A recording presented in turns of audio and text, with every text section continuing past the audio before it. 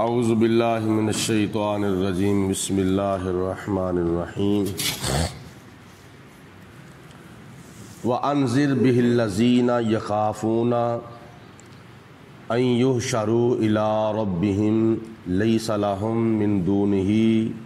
وَلِيٌّ وَلَا شَفِيعٌ لَعَلَّهُمْ يَتَّقُونَ۔ یہ قرآن مجید فرقان حمید کے 7ویں پارے کے اندر سورۃ انعام کی آیت نمبر 51 ہے۔ اللہ تعالیٰ نے ارشاد فرمایا وَأَنذِرْ، اے میرے پیارے حبیب علیہ الصلاۃ والسلام آپ ڈرائیے، بِہِ اس کے ساتھ، یعنی قرآن مجید فرقان حمید کے ساتھ، الذین ان لوگوں کو، یخافون جو خوف رکھتے ہیں، جو ڈرتے ہیں، ان یحشروا کہ ان کو جمع کیا جائے گا، الی ربہم ان کے رب کی طرف۔ خلاصہ اس حصے کا یہ ہوا کہ اے میرے پیارے حبیب علیہ السلام آپ ان لوگوں کو قرآن مجید پڑھ پڑھ کر ڈرائیے جو لوگ اللہ پاک کی ذات بابرکات کے سامنے کھڑے ہونے سے ڈرتے ہیں، جن کو اس بات کا فکر ہے کہ ہم نے اپنے رب کے سامنے قیامت کے دن جانا ہے اور اپنی نیکیوں بدیوں کا حساب و کتاب دینا ہے، تو اللہ فرماتا ہے کہ ان کو ڈرائیں۔ اور کیسے ڈرائیں؟ قرآن مجید فرقان حمید کو پڑھ پڑھ کر۔ اس کے اندر جو آیتیں ہیں جن کے اندر اللہ تعالیٰ نے اپنا عذاب بیان فرمایا ہے، وَاعْلَمُوا أَنَّ اللَّهَ شَدِيدُ الْعِقَابِ، جان لو کہ اللہ تعالیٰ کا عذاب بڑا سخت ہے۔ اللہ کا عذاب کتنا سخت ہے؟ جہنم کی جو آگ ہے یہ دنیا کی آگ سے 70 حصے زیادہ گرم ہے، اور کتنا بڑا عذاب ہے اس کا بھی اندازہ کوئی نہیں کر سکتا۔ یہ اللہ تعالیٰ بہتر جانتا ہے کہ جہنم کی گہرائی، جہنم کی چوڑائی اور جہنم کی لمبائی کتنی ہے۔ ایک اندازہ ہے حدیث پاک میں کہ حضور علیہ الصلاۃ والسلام ایک مرتبہ ایک جگہ پہ تشریف فرما تھے، صحابہ کرام بھی حضور علیہ السلام کی بارگاہ میں حاضر تھے، اور اچانک ایک چیز کے گرنے کی آواز آئی، جیسے اوپر سے نیچے چیز گرتی ہے تو اس کے گرنے کی آواز آتی ہے۔ حضور علیہ الصلاۃ والسلام نے فرمایا کہ میرے صحابہ جانتے ہو یہ چیز کیا گری ہے؟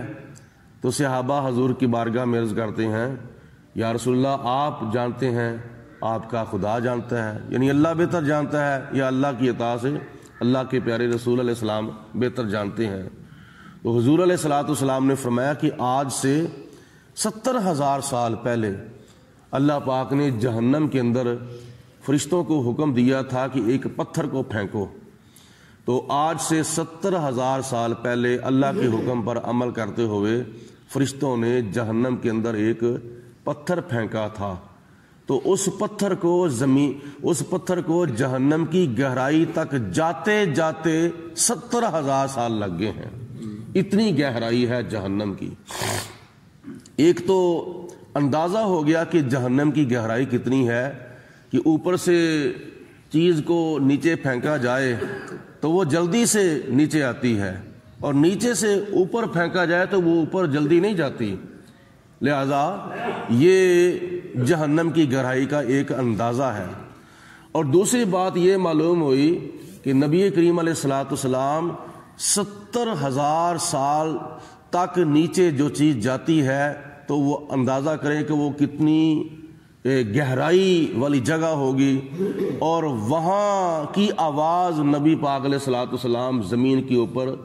جلوہ افروز ہو کے اپنے کانوں سے سن رہے ہیں۔ یہ حضور علیہ الصلاۃ والسلام کے کانوں کی سماعت کا مقام ہے۔ اس لیے آپ نے فرمایا انی ارا ما لا ترون واسمع ما لا تسمعون، اے میرے صحابہ میں جو دیکھتا ہوں تم نہیں دیکھتے، اور جو میں سنتا ہوں وہ تم نہیں سنتے۔ حضور علیہ الصلاۃ والسلام تو جنت کے اندر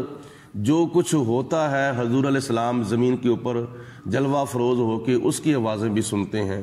اور جو جہنم میں ہو رہا ہے حضور علیہ الصلوۃ والسلام اس کی آوازیں بھی سنتے ہیں۔ بلکہ معراج کی رات حضور علیہ الصلوۃ والسلام جنت میں جا کر حضرت بلال حبشی رضی اللہ تعالیٰ عنہ کے قدموں کی آواز بھی اپنے کانوں سے سماعت فرما رہے ہیں۔ یہ حضور علیہ الصلوۃ والسلام کے کانوں کی سماعت کا مقام ہے، جس کے بارے میں اعلیٰ حضرت امام محمد رضا رحمۃ اللہ تعالیٰ علیہ نے فرمایا، دور و نزدیک کے سننے والے وہ کان لالے کرامت پہ لاکھوں سلام۔ لیس لہم من دونہ، وہ اس لیے ڈرتے ہیں کہ ان کو اپنے پروردگار عالم کی ذات بابرکات کی بارگاہ میں حاضر ہونا ہے، جن کو پکا یقین ہے کہ ہم نے اپنے رب کے پاس جانا ہے، لیکن اپنے رب کے سامنے کھڑے ہونے سے وہ ڈرتے ہیں، خوف کرتے ہیں کہ ہم کون سا منہ لے کر اپنے رب کے پاس جائیں گے، ہمارے تو پلے ہی کچھ نہیں ہے۔ تو جن کے دلوں میں یہ خوف ہے، اے میرے محبوب علیہ السلام آپ ان کو قرآن پاک پڑھ کے ڈرائیں۔ لیس لہم، نہیں ہے ان کے واسطے، من دونہ، اس کے سوا یعنی اللہ کے سوا، ولیٌ، کوئی حمایتی، ولا شفیع، اور نہ کوئی سفارشی، یعنی اللہ تعالیٰ کے مد مقابل کوئی ان کا حمایتی نہیں ہے۔ اللہ کے مد مقابل جیسا کہ کافر اپنے بتوں کو خدا کے مد مقابل یا خدا کے برابر سمجھتے تھے، تو مسلمان جو ہیں وہ اگر کسی نبی کو یا کسی ولی کو اپنا شفیع یا حمایتی یا مددگار مانتے ہیں تو وہ اللہ کے مد مقابل نہیں مانتے، بلکہ اللہ تعالیٰ کی عطا سے مانتے ہیں کہ یہ اللہ کے حکم سے اور اللہ تعالیٰ کے اجازت سے یہ قیامت کے دن ہماری سفارش کریں گے۔ جیسا کہ حدیث پاک میں آتا ہے اور قرآن پاک میں بھی جو بڑی مشہور و معروف آیت ہے جس کو آیت الکرسی کے نام سے یاد کیا جاتا ہے، اس کے اندر آتا ہے من ذا الذی یشفع عندہ الا باذنہ، کون ہے جو قیامت کے دن اللہ تعالیٰ کے سامنے سفارش کرے گا سوائے اس کے حکم کے، یعنی سوائے اس کی اجازت کے۔ جس کو اللہ کی اجازت ہوگی، جس کو اللہ کا حکم ہوگا، وہ سفارش کریں گے۔ اور حضور علیہ الصلوۃ والسلام نے فرمایا کہ قیامت کے دن اللہ تعالیٰ سب سے پہلے مجھے اپنی امت کی سفارش کرنے کا حکم ارشاد فرمائے گا، اور حضور علیہ الصلوۃ والسلام اپنی امت کی سفارش کریں گے۔ اور دوسری حدیث پاک میں آتا ہے، حضور نبی کریم علیہ الصلوۃ والسلام ارشاد فرماتے ہیں کہ قیامت کے دن 3 قسم کے لوگ سفارش کریں گے، انبیاء اور علماء اور شہداء، یعنی 1,00,000 کئی ہزار انبیاء اکرام اپنی امتوں کی سفارش کریں گے۔ علماء جن کے پاس لوگ علم حاصل کرتے رہے، وہ علماء حق، علماء ربانی، علماء حقانی اپنے رب کے پاس یعنی جو لوگ ان سے علم سیکھتے تھے تو ان کی سفارش کریں گے۔ اور تیسرے نمبر پر شہداء، جو اللہ تعالیٰ کی راہ میں اپنی جان قربان کر چکے ہیں، وہ لوگوں کی سفارش کریں گے۔ اور ایک حدیث پاک میں آتا ہے کہ شہید جو اللہ کی راہ میں قربان ہو چکا ہے، جس نے اپنا تن من دھن خدا کی راہ میں قربان کر دیا، وہ قیامت کے دن اپنے خاندان کے ایسے 70 افراد کی سفارش کرے گا جن کے اوپر جہنم واجب ہو چکی تھی۔ یہاں تک حدیث پاک میں آتا ہے کہ جو بچہ اپنی ماں کے پیٹ میں فوت ہو جاتا ہے یا دودھ پینے کے زمانے میں فوت ہو جاتا ہے عالم رضاعت کے اندر، وہ بھی قیامت کے دن اپنے مسلمان والدین کی سفارش کرے گا۔ اگر اس کا والدین مسلمان ہے تو وہ اپنے مسلمان والدین کی سفارش کرے گا۔ بلکہ حدیث پاک میں آتا ہے وہ بچہ ضد کرے گا اللہ کی بارگاہ میں، یا اللہ میرے والدین کو جنت کے اندر داخل فرما، میں اکیلے جنت کے اندر نہیں جانا چاہتا بلکہ میرے والدین کو بھی جنت میں داخل فرما، جس طرح بچہ اپنے والدین کے ساتھ ضد کرتا ہے۔ تو یہ ان لوگوں کے لیے خوشخبری ہے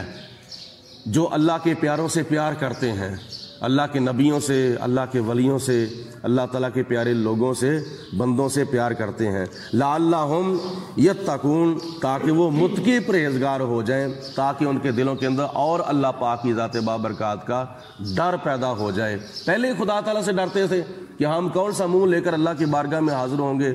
تو مزید ان کے دلوں کے اندر خدا تعالیٰ کا خوف پیدا ہو جاتا ہے کہ جب اللہ تعالیٰ کے پیارے حبیب علیہ الصلوۃ والسلام ان کو قرآن مجید فرقان حمید کی آیات پڑھ کے ڈراتے ہیں کہ خدا کا خوف کر لو، اللہ تعالیٰ کے ڈر سے خائف ہو جاؤ، اللہ کا عذاب بڑا سخت عذاب ہے۔ تو ایک تو نبی پاک علیہ الصلوۃ والسلام کی صفت نذیر اللہ تعالیٰ نے اس آیت مبارکہ میں بیان فرمائی ہے، اور حضور علیہ الصلوۃ والسلام کی ایک صفت نذیر ہے، ایک صفت بشیر ہے۔ نذیر کا معنی ہے ڈرانے والا، یعنی اللہ کے عذاب سے ڈرانے والا، اور بشیر کا معنی ہے خوشخبری دینے والا، یعنی اللہ تعالیٰ کی جنت کی خوشخبریاں دینے والا۔